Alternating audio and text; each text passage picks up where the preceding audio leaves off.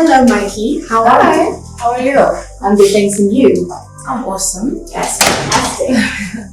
So, you're a financial advisor, brand ambassador, feminist, black girl magic, fitness guru, or are you secretly SuperGirl? I'm far from it. Like at the end of the day, I'm really just your regular 9 to 5 girl trying to juggle life and, make a name for herself in this big old world. That's great. Recently, the government instituted Statutory Instrument 127 of 2021. How do you think that affects women? At the end of the day, especially when it comes to disposable income, women are more disadvantaged, especially in Zim.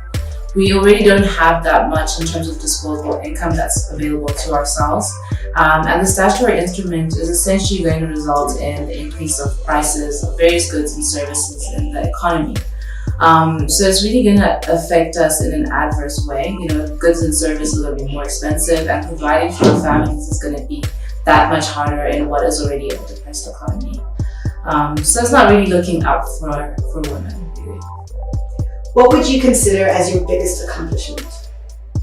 Being on BBC. At that point when it happened, I was featured on Focus on Africa and I was 24. And they literally called me at 12 o'clock to discuss obviously the monetary policy that had just come out. And this was the first monetary policy post-Mugabe. So it was a very big deal.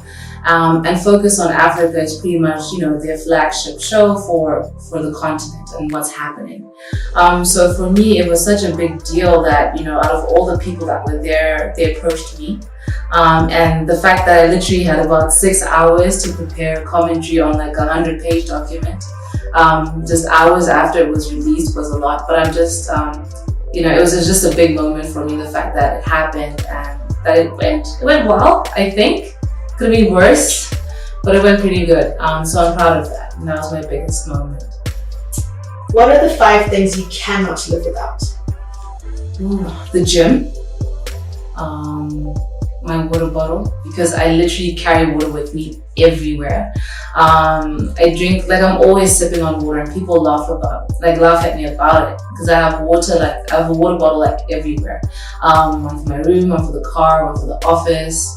I always move with my water. I love cheese. I can't live without cheese. People always make fun of my stories, especially when I post the meals that I cook. They're like, can you do a meal without the cheesy sauce? And I was like, no, I actually can't, because I love it that much. Wine. I like my wine. It's always nice to have after a tough, stressful week when you need to unwind. How many things did you say? 5. 1 more. Hey, I don't know, And I'm really I'll just say lip gloss. Keep your lips moisturized. That's my 50. Yeah. Right. Thanks for the tip. Yeah. So, where do you think the economy will be in the next 5 to 10 years? To be honest, with the way things are going, I'm not too sure, but I think it will probably just be in the same place. For me, with Zimbabwe, for change to come about, there needs to be FDI coming into the economy. That's foreign direct investment. And for as long as there's no trust in the institutions and the individuals running those institutions and in the country in general, we're never going to get FDI. And I believe FDI is very crucial to economic development, economic growth, and the growth of the economy. There doesn't seem to be a shift in terms of perception of our country, in terms of the international community. And if there isn't going to be that shift, we're not really likely to be getting any assistance in terms of FDI.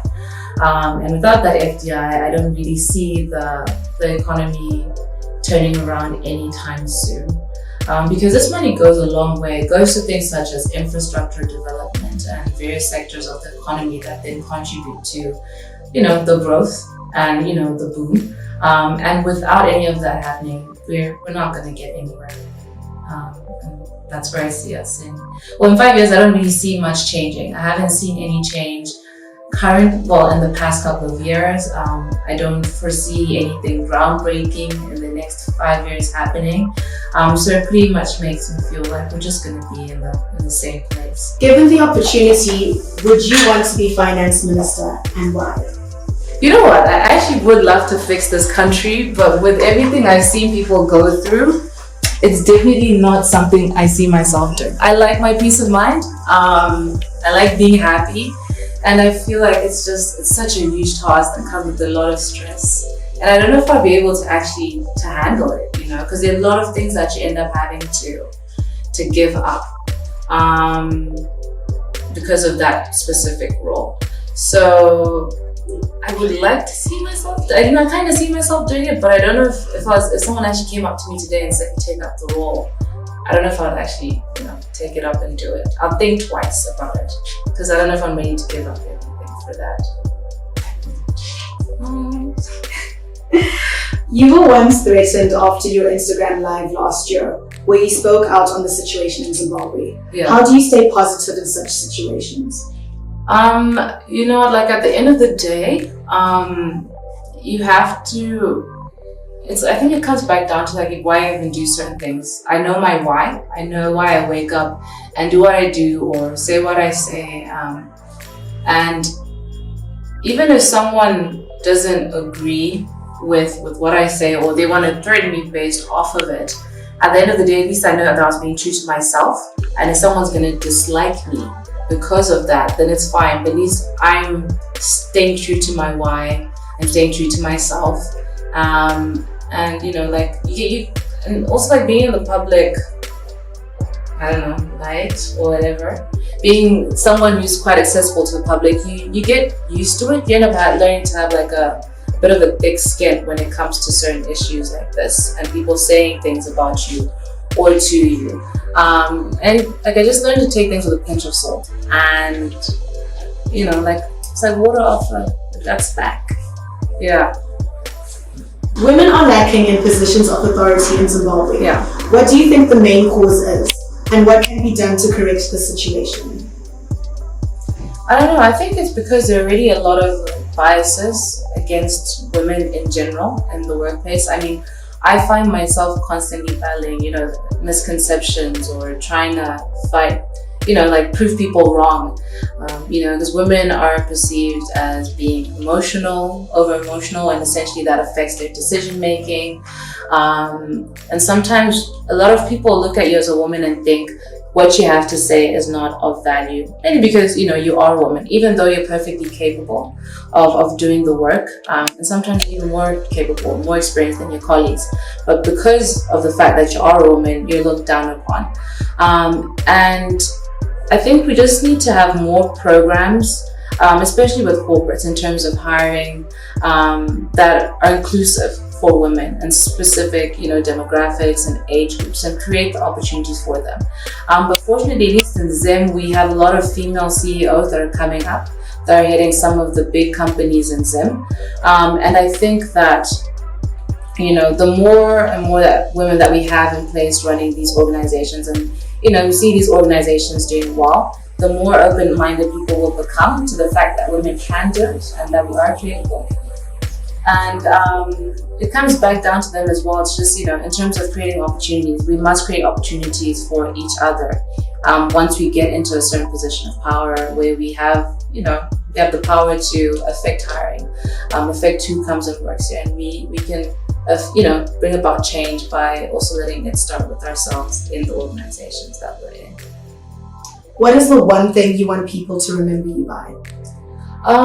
I just want to be remembered as someone who had a long-lasting impact in women's lives specifically. I just want to have a positive impact in people's lives. I want to inspire them to go for whatever it is that they want. I want to inspire them to take charge of their health through fitness. But I really just want to have that impact in people's lives, a positive impact. Whatever it may be, but just mainly to have impact and to inspire other young women. You often talk about how your weight loss was not about a physical change, but about an emotional change. Mm-hmm. What advice would you give other women going through similar transformations? Yeah, if you're really going to bring about long-lasting change, especially in terms of weight loss or your fitness journey, your mindset needs to change. It really is all about your mindset. Because there are days when I really don't enjoy working out. I don't feel like it, and I even go to the gym and it's a hard session. But because I have the mindset and I've made it a lifestyle and it's something that I've committed to seeing through, I'll go to the gym even though I don't feel like it, even though I'm tired. And I'll work through the gym, through the gym workout, even though, it's not going well and I feel like stopping, I will see it through. So it really is about mental gains more than anything, rather than the actual physical weight loss, because when you see that difference, it really does come about because of the change in your mentality. And like I'm always telling people, fitness is about being the best version of yourself, for yourself, whatever that may look like. It doesn't mean that, it doesn't mean that you have to look like the skinny girls in the magazines or look like the supermodels. It really is about just being the best version of you for you. And it looks different on all of us because we're all born different, we're built different. It'll never look the same. But you'll feel it once you get there, that you are, kind of working at your best, and you're looking your best and you're feeling your best. And sometimes it might not really look like what society tells us it should look like, but that's fine. So yeah, that's what it's really about. Thank you so much for sparing some time for us. We just have one last question for you. Okay. What piece of advice would you give to young Zimbabweans? There's one thing that I've learned, because I've always been, before kind of getting into the public eye or putting myself out there, I used to get affected by things really easily. And even if it was a setback, it would really put me down. I'd cry about it. And then maybe a few days later, I'll then, start to pick the pieces up and try, move forward. What I've learned is sometimes you just need to suck it up. Things are hard, I understand, but you really need to make the most of the time that you have and just keep trying. So what I do with myself is, even if I come experience a setback, I'm pretty much just going to cry for 5 minutes or whatever I need to do. But I'm going to make it quick. I'm going to dust myself off and get back straight to work, because crying about a situation or being upset about it isn't going to change the fact that the situation is bad. What I'm better off getting it together and just continuing to work or figuring ways around the problem, and making what I have around me work for me, rather than just sit around and move about. So in as much as the situation in Zim is bad, just don't give up. Do your best to keep pushing, to keep going. Make what you have work for you, because at the end of the day, it just things might not work out, because this place Zim is a hard place. It's a difficult country to live in. But as long as you put your best foot forward, you try your best, and you keep going, and you never give up, I think it will go a long way for you. I really do feel like these things do pay off in the long run. It might not be now, it might not be in a year, it might not be in 2-3 years time, but it will pay off eventually. So just keep going and keep pushing. Thank you so much, Mikey. Thank you for having me. Alrighty, have a great day. Thank you.